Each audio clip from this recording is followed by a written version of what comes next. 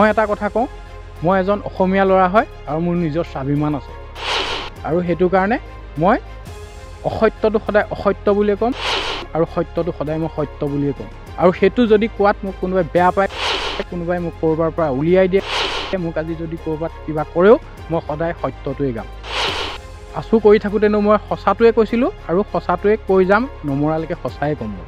এসময়ত ডুবাইলৈ গোলাঘাটৰ ৰঙালাও পঠিয়াই চমক সৃষ্টি কৰা মন্ত্ৰী অতুল বৰাৰ সমষ্টিতে ২৬ বিঘা মাটিৰ ৰঙালাওৰ বিক্ৰীৰ বাবে এখন বজাৰৰ অভাৱ। পথাৰতে গেলিছে প্ৰায় ৬০ টন ৰঙালাও। দুখ আৰু ক্ষোভত ভাগি পৰা ক্ষুব্ধ যুৱ কৃষকে কৃষিমন্ত্ৰীৰ বিৰুদ্ধে ক্ষোভ উজাৰি চপাই আনিলে নিজৰেই বিপদ। দলৰ পৰা বহিষ্কৃত হ'ল ভাস্কৰজ্যোতি দত্ত, অৰ্থাৎ ক্ষোভৰ পৰিণাম হিচাপে পালে বহিষ্কাৰৰ পুৰস্কাৰ। এটা সময়ৰ কথা নিশ্চয়কৈ মনত পৰে আপোনাৰ।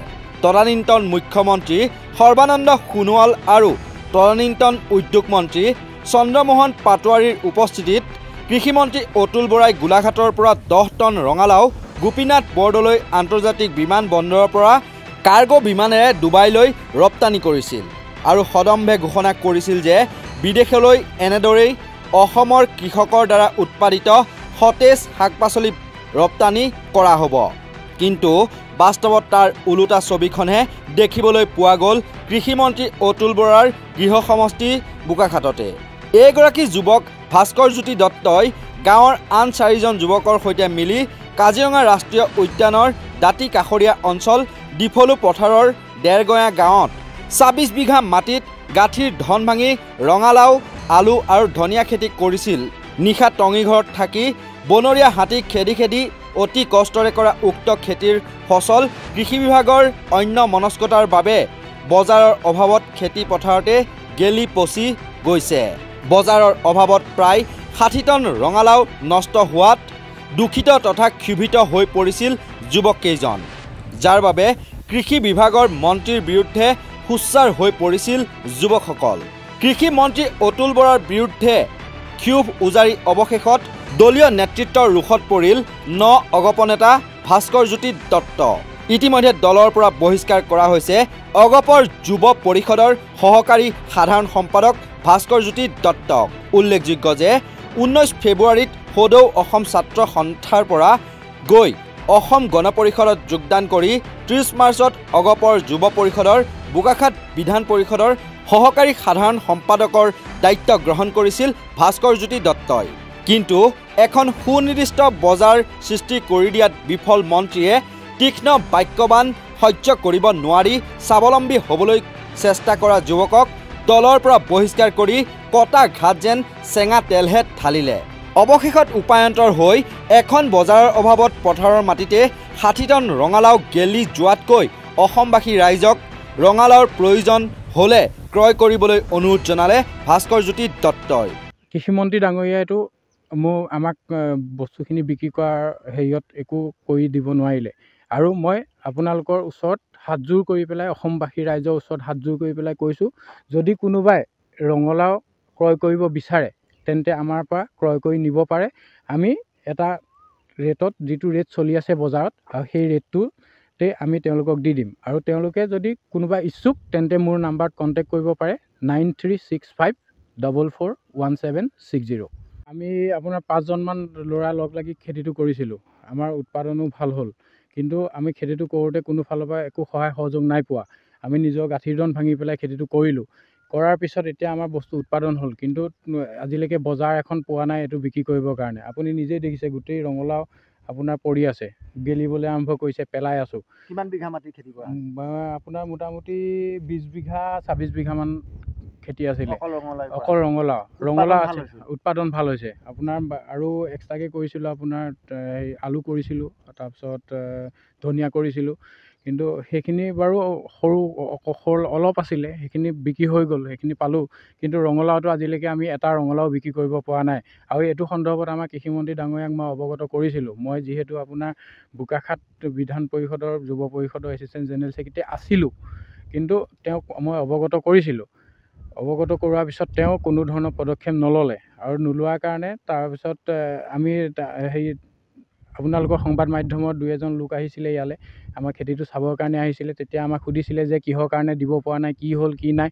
তেনেকৈ সোধাত মই ক'লোঁ যে এনেকুৱা কথা আমি অৱগত কৰিছিলোঁ, কিন্তু তেওঁ একো পদক্ষেপ নল'লে। আৰু সেই কথাটো কোৱাৰ কাৰণে মোক আজি আপোনাৰ মোৰ যিটো পদ আছিলে আপোনাৰ বোকাখাট বিধানমণ্ডলত এছিষ্টেণ্ট জেনেৰেল ছেক্ৰেটাৰী আছিলে, তাৰ পৰা মোক অব্যাহতি দিছে বুলি আপোনাৰ গ্ৰুপত এৰি দিছে। আপোনাৰ ডিম্পল ঢেকিয়াল ফুকনে এৰি দিছে। আৰু পংকজ গগৈ যিজন, পংকজ গগৈ তেওঁ গ্ৰুপটোৰ পৰা আপোনাৰ ৰিমুভ কৰিছে।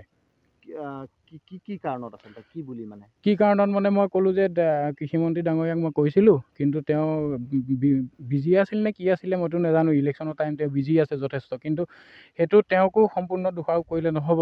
কাৰণ তেওঁ যদি কাৰোবাক দায়িত্ব দিলে হয় বা কোনোবাই ক'লে হয়, এতিয়া মই বিশেষকৈ ক'ব লাগিব পংকজ গগৈ আৰু ডিম্পল ঢেকিয়াল ফুকন, তেওঁলোককো মই অৱগত কৰিছিলোঁ।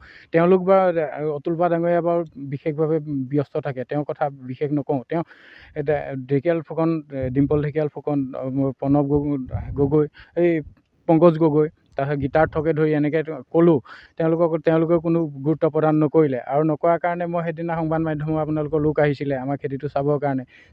যেতিয়া তেওঁলোকে দেখিলে ইয়াত চাৰিওফালে ৰঙালাও পৰি আছে, পচিবল লাগিছে, তেতিয়া মোক সুধিলে কিহৰ কাৰণে এইটো হ'ল, যে কৃষিমন্ত্ৰী ডাঙৰীয়াক একো কথা কোৱা নাই নেকি, তুমিতো তোমাৰ অসম গণ পৰিষদতে আছা। তেনেকৈ সুধিলত মই তেতিয়া ক'লোঁ যে এনেকুৱা কথা মই কৈছিলোঁ, কিন্তু তেওঁলোকে কোনো বিশেষ পদক্ষেপ লোৱা নাই। আৰু লোৱা নাই বুলি কোৱাৰ পিছত যেতিয়া বাতৰিটো আপোনালোকৰ সংবাদ মাধ্যমত প্ৰচাৰিত হৈ গ'ল, প্ৰচাৰিত হোৱাৰ পিছত মোলৈ ফোন আহিছে যে তুমি এইটো বেয়া কাম কৰিলা। তেতিয়া একো নাই। আপোনাৰ বোকাখাটৰ আমাৰ গোলাঘাট ডিষ্ট্ৰিক্টৰ অসম গণ পৰিষদৰ আপোনাৰ সভাপতি জগত দায়ো মোক ফোন কৰিছিলে ৰাতিপুৱা যে তুমি আহিবা, তাত শান্তনু বুলি এজন আছে, তেওঁৰ লগত কণ্টেক্ট কৰিবা। ঠিক আছে, মই গ'লোঁ। যোৱাৰ পিছত জগত দাক লগ কৰিলোঁ, লগ কৰি পেলাই শান্তনুক লগ কৰিলোঁ। লগ কৰাৰ পিছত তেওঁ ক'লে যে 2-এজন মানুহলৈ ফোন কৰিলে, কিন্তু তেওঁ বিশেষ তেনেকুৱা ফল নাপালোঁ। তাৰ পৰা ওলায়ে মই দেখিছোঁ যে মোৰ গ্ৰুপত আপোনাৰ মেছেজটো আহিছে যে মোক অপসাৰিত কৰা হৈছে মোৰ পদৰ পৰা। তাৰপিছত লগালগ পংকজ গগৈ যিজন, তাততো আহি যায়, মই স্ক্ৰীনশ্বট মাৰি থৈছোঁ, আপোনাৰ ৰিমুভ কৰিছে মোক। আমি 5জন ল'ৰাই খেতিটো কৰিছিলোঁ, আৰু আমাৰ এজনৰ মোটামুটি 80-90 হাজাৰ 1 লাখ টকাৰ ব্যয় হৈছে। আপোনাৰ গুটি কিনিব লগা হৈছে, আমাৰ হাল বাবলগীয়া হৈছে। আপুনি চাৰিওফালে দেখিছে গোটেই ফেঞ্চিং লগোৱা আছে, মেচিন কিনিবলগীয়া হৈছে, তাঁৰ কিনিবলগীয়া হৈছে, হাজিৰা আছে ইয়াত। আপুনি দেখিছে সেইখন টঙি আছে, সেই তাত আমি আজি 6 মাহ হ'ল তাতে থাকোঁ। মোৰ ল'ৰাই মোক সোধে সন্ধিয়া টাইমত, দেউতা আজি তুমি ঘৰত থাকিবানে? আজি 6 মাহ হ'ল মই ঘৰত থাকিব পৰা নাই, কিন্তু ইমান কষ্ট কৰি আজি হাতীৰ উপদ্ৰৱ আপুনি দেখিছে। কাজিৰঙা নেশ্যনেল পাৰ্ক ওচৰতে আছে, তাৰ পৰা ওলাই আহে ৰাতি। আপোনাৰ ৰঙালাও বুলি ক'লেতো হাতী অতিকৈ প্ৰিয় খাদ্য, আৰু সেইটো কাৰণে হাতীক ৰখিবৰ কাৰণে আমি ইয়াত ৰাতি থাকিবলগীয়া হয়। কিন্তু থাকিও আমি খেতিটো আমাৰ উৎপাদনো হ'ল, হাতীও প্ৰটেকশ্যন দি আমি ৰাখি দিলোঁ, কিন্তু বৰ্তমান আমি বিক্ৰীয়ে কৰিব পৰা নাই। আজিলৈকে আমি 1 টকা পইচা এটা ইমান টকা ইনভেষ্ট কৰি ইয়াত 1 টকা পইচাও আমি বিকিব পৰা নাই, আমি দিবই পৰা নাই। সেই কৃষিমন্ত্ৰী ডাঙৰীয়াই আমাক অসমীয়া ল'ৰাক উদগনি জনায়, কিন্তু উদগনি জনালে নহ'ব ন, এখন বজাৰ দিব লাগিব। আমি চাকৰি পকৰত দৌৰি থকা নাই, আমি খেতি কৰিছোঁ, কিন্তু খেতি কৰি লাভ হৈছে কি? আজি আমি বস্তু বিক্ৰী কৰিব পৰা নাই। বস্তুটো বিক্ৰী কৰিব পাৰিলে আমি পইচা পাম, আৰু যদি বস্তুটোৱে বিক্ৰী কৰিব নোৱাৰোঁ আমি পইচা ক'ৰ পৰা পাম? এতিয়া এইবছৰ আমি কৰিছোঁ, আমি যদি এবাৰ লছ খাওঁ, অহা বছৰ আমি ক'ত পাম পইচা? কেনেকৈ কৰিম? আমাক কাৰণ কোনো ফালৰ পৰাতো কোনো সহায় সহযোগ নকৰেই। আমাৰ এগ্ৰিকালচাৰৰ ফালৰ পৰা গ'লে কয় নাই, একো বস্তু অহা নাই, দিব নোৱাৰিম। সেইটো কাৰণে তেওঁলোকলৈ ৰৈ থাকিলে আহিব, দেৰিকৈ আহিব। দেৰিকৈ আহিলে আমাৰ ইয়াত বানপানীৰ সমস্যা আছে, আৰু 2 দিন পিছত ইয়াত বানপানী হ'ব, আৰু বানপানী হৈ যোৱাৰ লগে লগে আমাৰ ইয়াত কোনো ধৰণৰ খেতি নহ'ব।